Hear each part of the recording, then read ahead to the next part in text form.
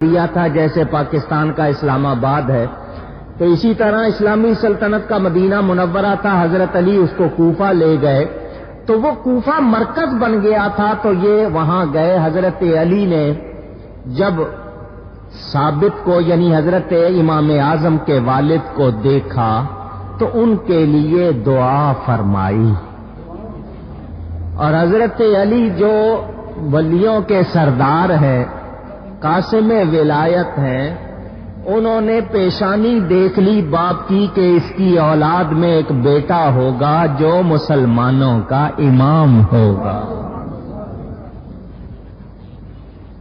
امام اعظم شروع میں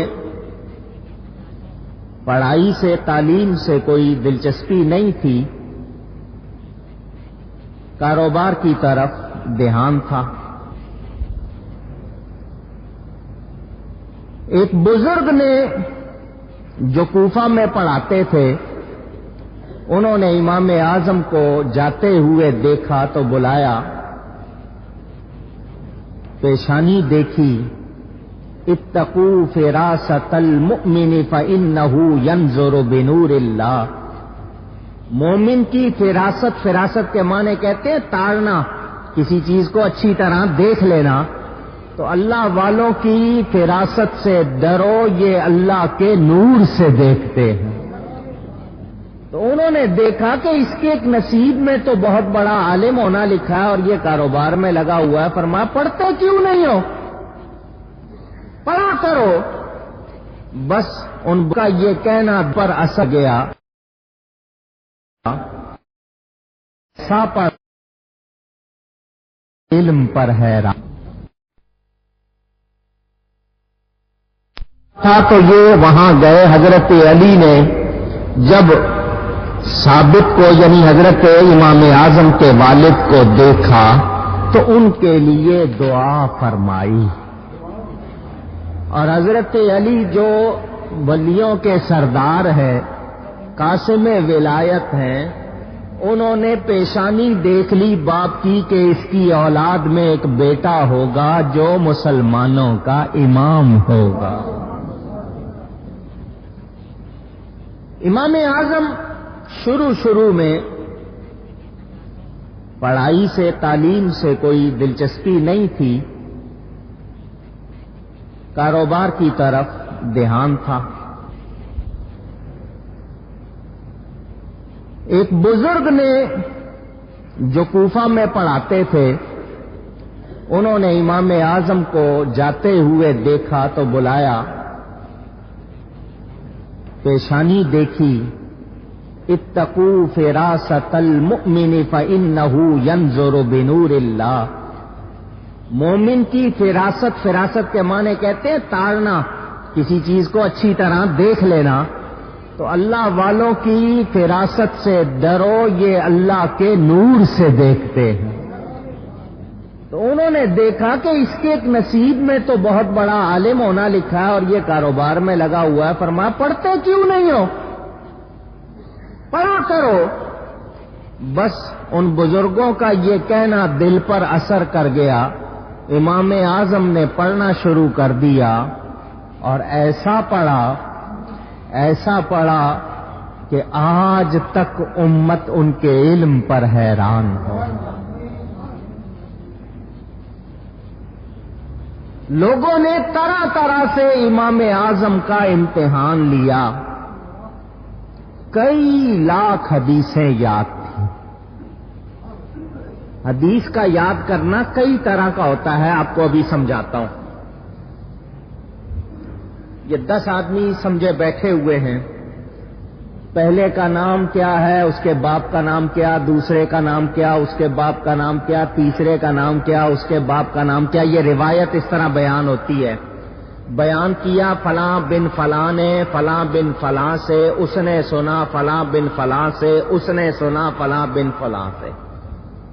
اس کو کہتے ہیں اسماء الرجال، حدیث کی سند، کہ کس راوی یعنی کس نے سن کر یا دیکھ کر بات کی۔ میں نے کس سے سنی، جس سے میں نے سنی، اس نے کس سے سنی، جس نے بیان کی اس نے کس سے سنی، کیا دونوں کی ملاقات بھی تھی یا صرف سنی؟ اور جو بیان کر رہا ہے اس کا حال کیا ہے؟ یہ اسماء الرجال، یہ حدیث کی سند کہلاتے ہیں۔ امام اعظم رضی اللہ تعالی عنہ کے سامنے علماء نے 10 طالب علم بھیج دیے حدیث کے، اور کہا کہ نام لینا کسی کا، مثلا ایک حدیث ہے اس کے پہلے 10 نام ہیں، وہ 10 ناموں کے بعد جو حدیث ہے وہ نہ پڑھنا، حدیث دوسری پڑھنا، نام دوسرے لینا، سند کوئی اور بیان کرنا، متن اور بیان کرنا۔ تو 10 حدیثیں لوگوں نے، ایک نے کھڑے ہو کے کہا کہ حضور صلی اللہ علیہ وسلم سے سنا فلانے نے سنا فلانے سے، اور پھر آگے حدیث کے الفاظ کوئی اور، جو اصل حدیث تھی اس کی بجائے دوسری حدیث، اور دوسری جگہ جو نام ہے ان کے ساتھ پہلی حدیث لگا کے، اس طرح امام اعظم چپ کر کے سنتے رہے۔ وہ جو علماء تھے جو امتحان لے رہے تھے انہوں نے کہا یہ چپ کر کے سن رہا ہے، اس کا مطلب یہ کہ اس کو آتا نہیں، ورنہ یہ بولتا کہ دیکھو ایسا نہیں ایسا ہے۔ چپ کر کے سنتے رہے۔ ان میں سے کچھ علماء سمجھ گئے کہ اس کی خاموشی جو ہے یہ قیامت ہے، یہ چپ ہونا ہمارے لیے قیامت ہو سکتا ہے، ہم اس کو سمجھ رہے یہ جانتا کچھ نہیں، اگر یہ بول پڑا کہیں ایسا نہ ہو ہمیں چپ کرا دے۔ جب وہ 100 کے 100 حدیث سنانے والے 10 طالب علم 10 حدیثیں غلط اسماء کے ساتھ پڑھ کے بیٹھ گئے، اب آپ کے سامنے کوئی آدمی 500 آدمیوں کا نام لے، آپ کو ترتیب سے یاد رہیں گے؟ نہیں۔ امام اعظم اٹھے، فرمایا پہلے شخص نے 10 حدیثیں پڑھی ہیں، نام یہ لیے، متن یہ پڑھے، آؤ ان کی ترتیب سن لو، نام یہ ہے، متن یہ ہے، نام یہ ہے، متن یہ ہے، اسی ترتیب بالکل صحیح کے ساتھ 100 حدیثیں سنا دی۔ وہ سارے کے سارے تڑپ کر رہ گئے، جس کے حافظے کا یہ حال ہے ہم اس کا کہاں مقابلہ کر سکتے ہیں؟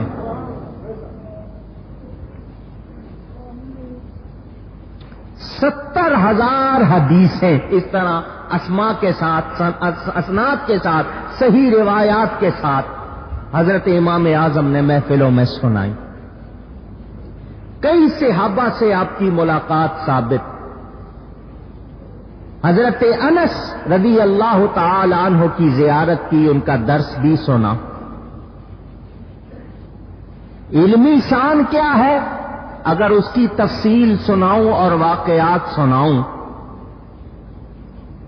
تو کئی جمعے لگ جائیں۔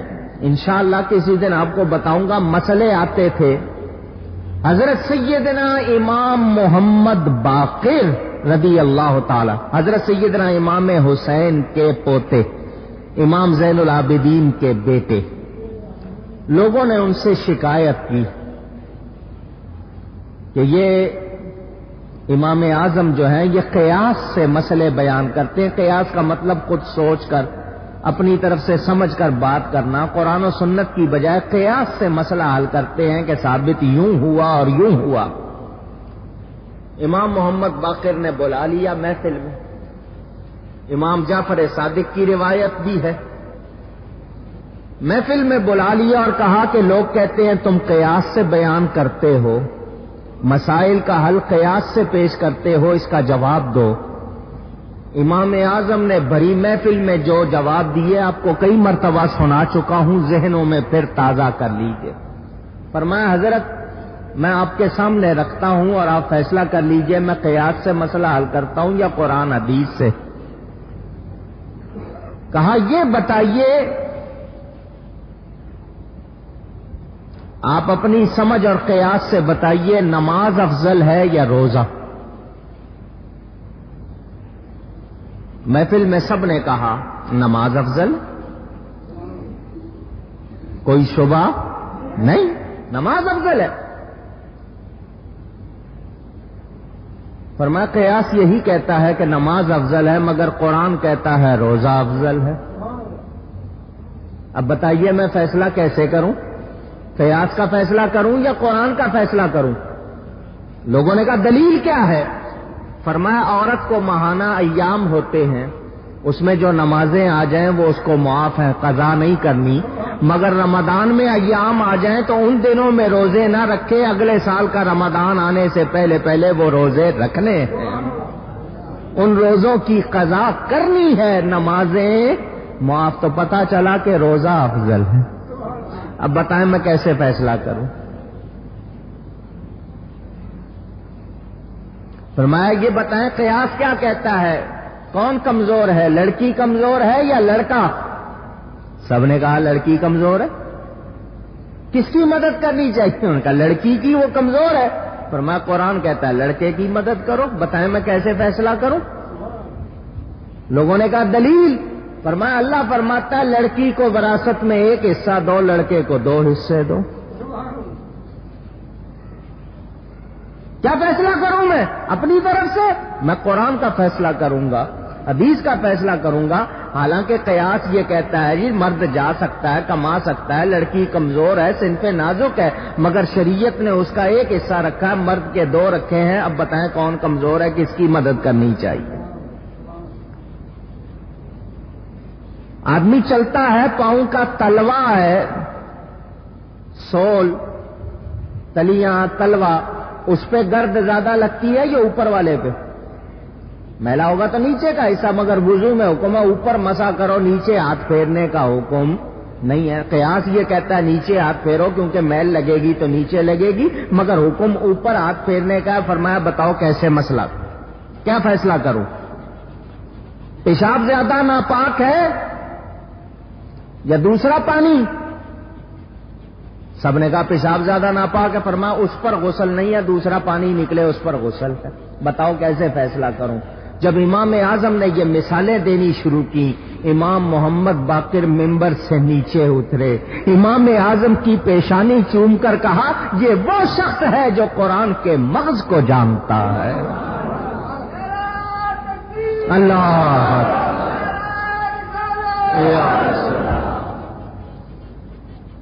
قرآن پڑھنا اور چیز ہے، قرآن کو سمجھنا اور چیز۔ ہر کوئی سمجھتا نہیں، یہ وہ شخص ہے جو قرآن کے مغز کو جانتا ہے۔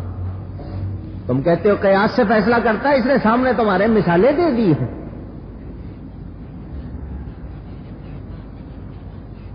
میرے دوستوں اور بزرگوں، مکہ مکرمہ گئے امام اعظم،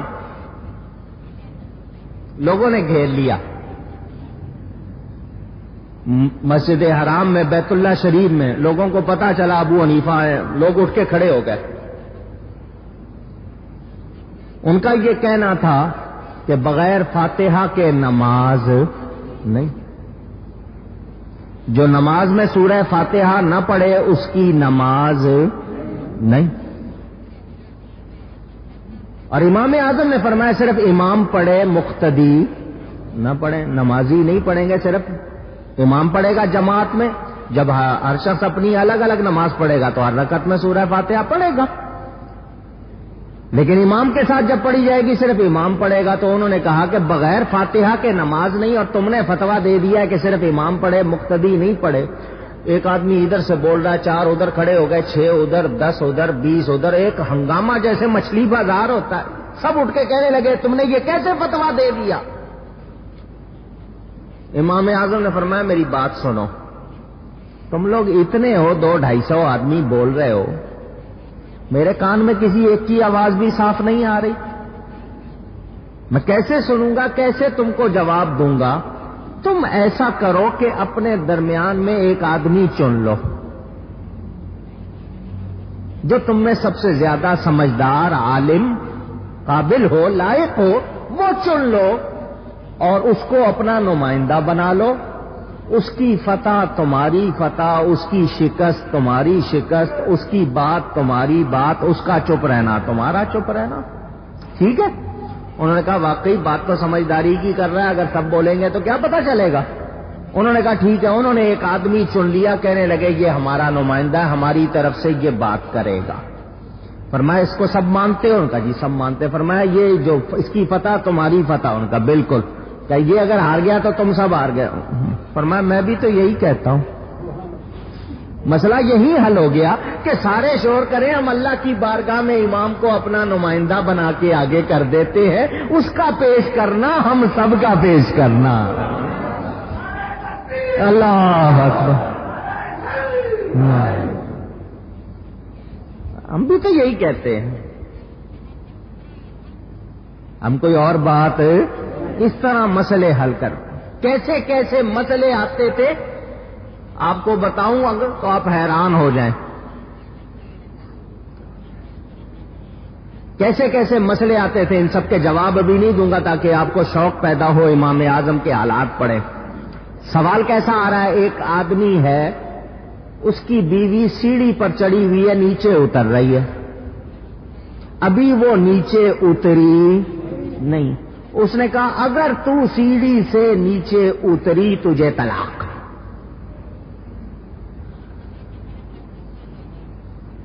اب وہ بیچ میں اٹک گئی، اترتی ہے تو طلاق، کب تک کھڑی رہے گی سیڑھی پہ؟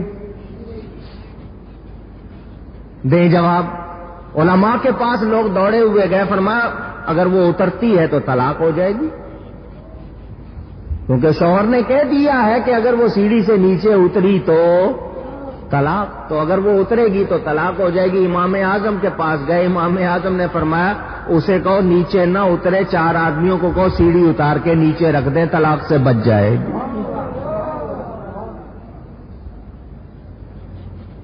اندازہ کریں ذہانت کا۔ لوگوں نے سوال کیا، ایک جگہ چند آدمی کھڑے ہیں، اوپر سے سانپ گرا، ایک مجھ پر گرا، میں نے دوسرے پہ پھینک دیا، دوسرے پہ گیا، اس نے تیسرے پہ پھینک دیا، اس طرح ایک دوسرے پہ پھینکتے رہے، آخری شخص کو سانپ نے کاٹ لیا، دیت کس پر آئے گی؟ جرمانہ کس کو دینا ہوگا؟ آپ ذہن لڑائیں، مسئلہ کیسا؟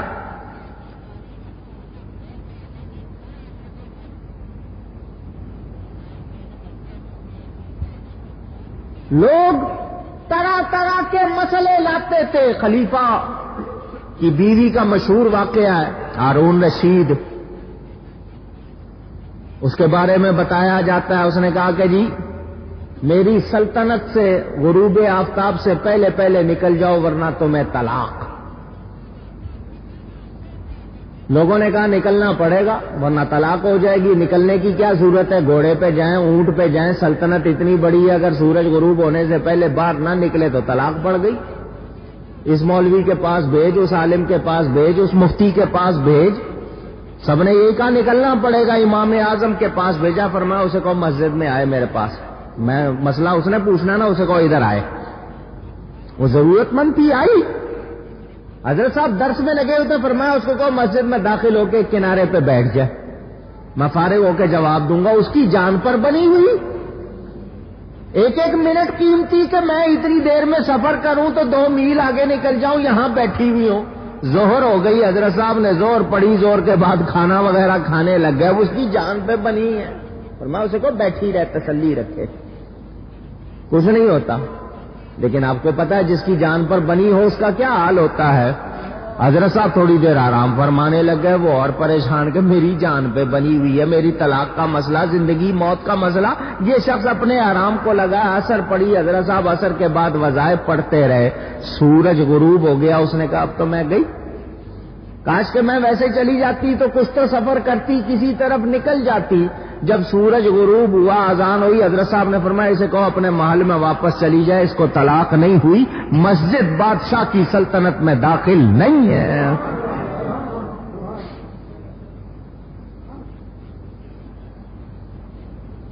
کیسے کیسے مسئلے آتے۔